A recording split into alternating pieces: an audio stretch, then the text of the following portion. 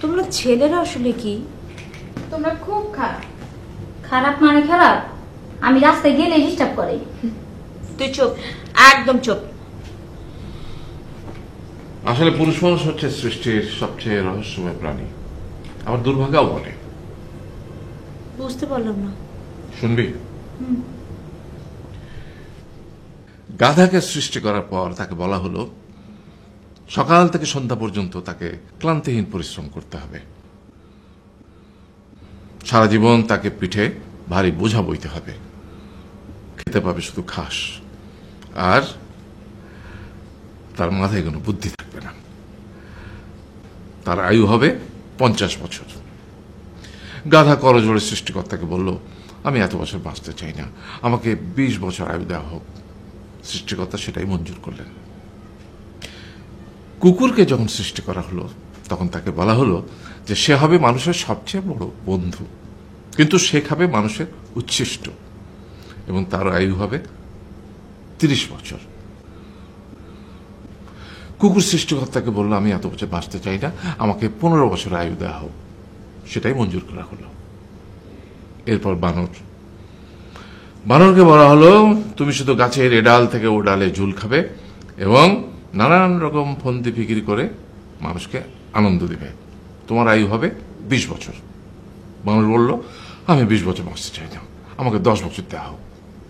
সেটাই মঞ্জুর করা হলো। এবার এলো পুরুষ মানুষের পালা। তাকে বলা হলো যে তুমি হলে প্রাণীকুলের মধ্যে সবচেয়ে বিচক্ষণ এবং বুদ্ধিমান, সেই জন্য তোমাকে প্রাণীদের শিরোমণি করা হলো এবং তোমার আয়ু হবে 20 বছর।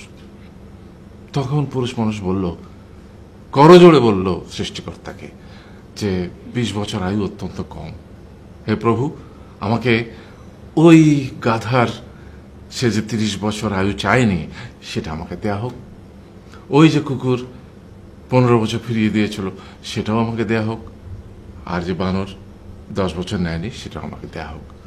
20 বছর অত্যন্ত কম, আমি দীর্ঘদিন বাঁচতে চাই। সৃষ্টিকর্তা সেটাও মঞ্জুর করলেন। তারপর কি হলো?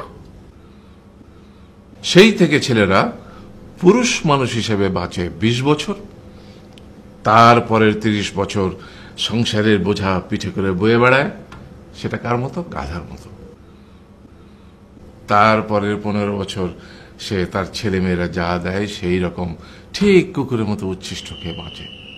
আর তারপরে বৃদ্ধ বয়সে ঠিক বানরের মতো, যেমন গাছের এডাল থেকে ওডাল ঝুল খায় বানর, তেমনি এই ছেলের বাড়ি থেকে ওই ছেলের বাড়ি, আর নানান রকম ফন্দি ফিকির করে তার নাতি নাতনিদের আনন্দ দেওয়ার চেষ্টা করে।